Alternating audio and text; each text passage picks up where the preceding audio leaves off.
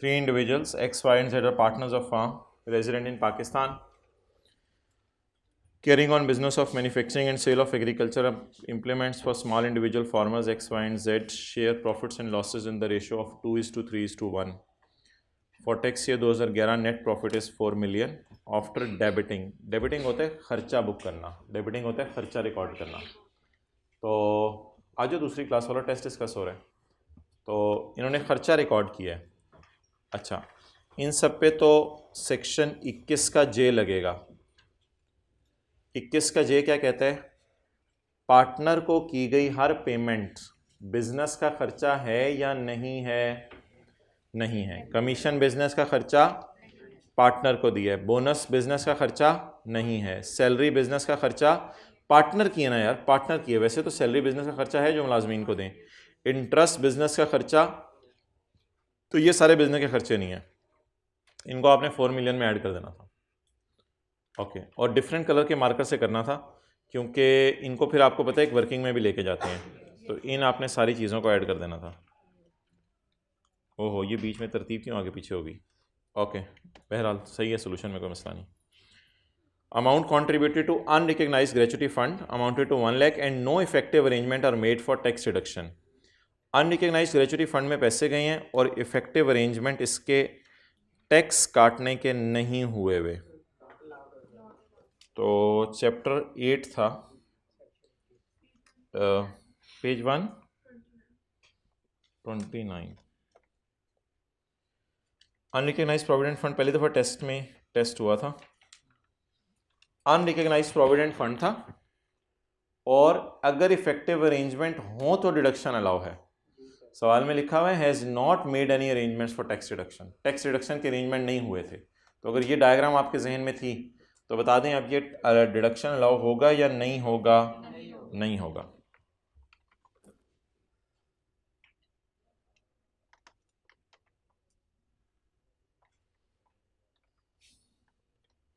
ये white board पे ना किसी को मिटाने ना देना जो वाइट बोर्ड पे लिखा हुआ है. दूसरी क्लास वालों को कह रहा हूँ. ओके, तो इस 1 लाख को आपने क्या कर देना था? फिर ऐड कर देना था. Next, son of partner Y worked as engineer. ठीक है, ये तो बिजनेस का एम्प्लॉई है, वर्कड एज इंजीनियर, तो सन से कोई फ़र्क नहीं पड़ता, सन को काट दें. In the form for 3 months during the year. In the total he was paid 1.5 lakh as salary through cross cheque. ठीक है, सैलरी क्रॉस चेक से पे डिडक्शन अलाउ है, बस नॉर्मल इग्नोर करना था इसको. Expenditure debited to P&L includes a fine. ये फाइन तो गवर्नमेंट को दिया है, नॉट अलाउ हो जाएगा, ऐड हो जाएगा.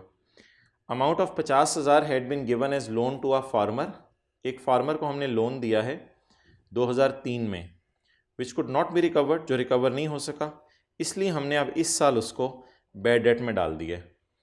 फार्मर को लोन दिया था, फार्मर से लोन रिकवर नहीं हो सका, इसलिए हमने इसको अब बैड डेट में डाल दिया है. तो बिज़नेस के चैप्टर में हमने पढ़ा था कि जो लोन किसी बंदे को दिया जाता है वो पास्ट में इनकम में नहीं गया होता. तो जब वो लोन पास्ट में इनकम में नहीं गया हुआ तो इस वजह से पेज 145 कहता है कि लोन पास में इनकम में जाना चाहिए. तो ये वाला मैंने कहा था एग्जाम्पल 2 मेट्रो वाली, जिसमें मैंने आपको बताया था कि ये लोन पास्ट में इनकम में नहीं गया, इस वजह से ये बैड डेट अलाउ नहीं होना था. लेकिन हमारा सवाल ये कह रहा था कि amount had been given and has been written off, और हमने कर दिया राइट ऑफ. इसको आपने उल्टा देना था क्योंकि ये डिडक्शन भी टैक्स वाले माइनस नहीं करने देंगे. नेक्स्ट, एक अमाउंट थी 1 लाख रुपए की due to partnership by some of its customer.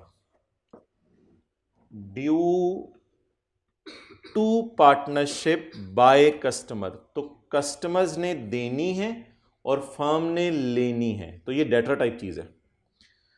N amount of 50,000 is due from customers and had been treated as irrecoverable, और अकाउंटिंग वालों ने इसको इररिकवरेबल ट्रीट कर लिया है. इसका मतलब है अकाउंटिंग वालों ने अंदाजा नहीं लगाया, इस अमाउंट को बैड कर दिया है. एक बात याद रखिएगा, टैक्स वाले इस पर एतराज नहीं करेंगे क्यों? क्योंकि ये अकाउंटिंग वालों ने बैड डेट रिकॉर्ड किया है, ना के प्रोविजन। तो इररिकवरेबल का मतलब क्या होता है? प्रोविजन या bad debt? Actual bad debt tax वाले माइनस करने देते हैं, क्योंकि कस्टमर को जो सेल हुई होगी पास में वो इनकम में गई होगी, इसलिए इसमें वो एतराज वाली बात नहीं है। तो इसलिए ये बैड डेट अलाउ हो जाएगा एज अ रिडक्शन। अब अल्लाह का शुक्र है अकाउंटिंग वालों ने इसको ट्रीट कर लिया है इररिकवरेबल।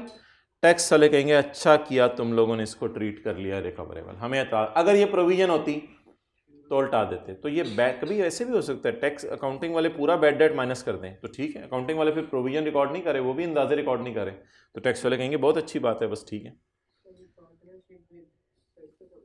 क्या? ड्यू टू पार्टनरशिप, यानी कि ये पार्टनरशिप फर्म की बात कर रहे हैं। XYZ एक फर्म है ना, तो ये एक इनके बिजनेस की बात करें। ड्यू टू आवर बिजनेस, हमारे बिजनेस की तरफ पेएबल है उसका, लेकिन हमारे लिए रिसीवेबल होगा। तो an amount of 1 lakh is payable to us, partnership हम है, is amount payable to us by customer. जैसे कॉलेज वाले कहें अमाउंट इज पेएबल, आपका नाम क्या है? By Khizar, amount is payable to college by Khizar had been treated as a recoverable. अच्छा, ये तो भाई घिसी पिटी एडजस्टमेंट थी, इस पे पता नहीं क्यों आप लोगों ने रोला डाला हुआ था।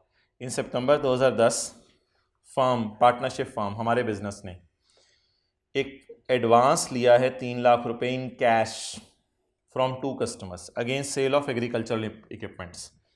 ये एडवांस इस सवाल में नहीं लिखा हुआ कि सेल में डाला है, एक सवाल में लिखा हुआ था सेल में डाला है, तो हमने कहा था इसको सेल से निकाल दो, क्योंकि सेल में कौन सी चीज़ें आनी चाहिए, जो डिस्पैच हो या जो एडवांस में पैसे आए? जल्दी बताएं, सेल किसकी बुक होनी चाहिए? जो डिस्पैच हो। अगर एडवांस में पैसे आ गए तो सेल बुक नहीं होनी चाहिए। लेकिन इस वक्त यहाँ मैं ये कॉन्सेप्ट टेस्ट नहीं करना चाह रहा था, यहाँ मैं कोई और कॉन्सेप्ट टेस्ट करना चाह रहा था। यहाँ ये था कि आपको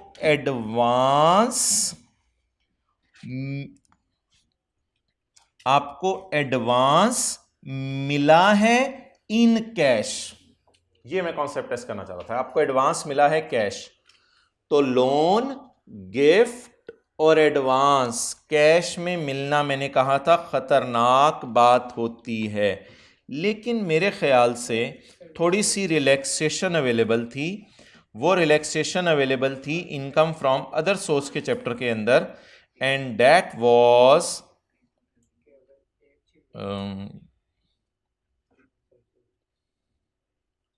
इनकम फ्रॉम अदर सोर्स के चैप्टर में एक रिलैक्सेशन थी कि अगर एडवांस रिसीव हो फॉर सेल ऑफ गुड्स, जैसे कि मिसाल के तौर पे सेल ऑफ फर्नीचर, तो सेल ऑफ गुड्स का अगर एडवांस रिसीव हो तो अदर सोर्स के चैप्टर में क्या पढ़ा था? हाँ, इसको आप जो है वो कैश में रिसीव कर सकते हैं, मजे। Section 39(3) does not. लेकिन अगर एक बंदा एक ही वक्त में सेल ऑफ गुड, रेंडिंग और सर्विसेज बोथ कर रहा हो, फिर अच्छा, वैसे आप अगर फीस कॉलेज वालों को कैश में दे दें जाके एडवांस में, सेशन शुरू होने से पहले ही जमा करवा दें अगले सेशन की, तो कॉलेज रेंडरिंग और सर्विस कर रहा है। तो इधर देखें, मेरी तरफ देख रहे हैं, इधर देखें, मेरी तरफ देखे क्या फायदा होगा? इधर देखें, रेंडरिंग, इधर मेरी तरफ ना देख, इधर देख, मेरी तरफ नहीं, इधर। तो ऐसी सूरत में अगर कैश आ जाए तो कोई मसला नहीं। तो रेंडरिंग और सर्विस का एडवांस भी कैश में आ सकते हैं और सेल ऑफ गुड्स का भी आ सकता है, तो इसलिए इसको अदर सोर्स में नहीं डालना था बिला वजह।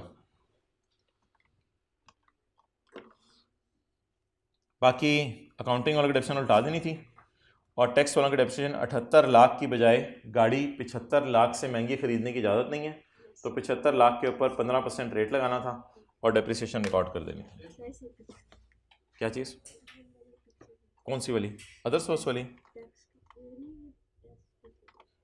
टेस्ट के क्वेश्चन पेपर की? वो तो वेबसाइट पे अपलोडेड है, उससे ज़्यादा अच्छी फॉर्म में। चलें, नोट ले लें, रिकॉर्डिंग बंद कर दो और आप फ्रेश हो के आओ,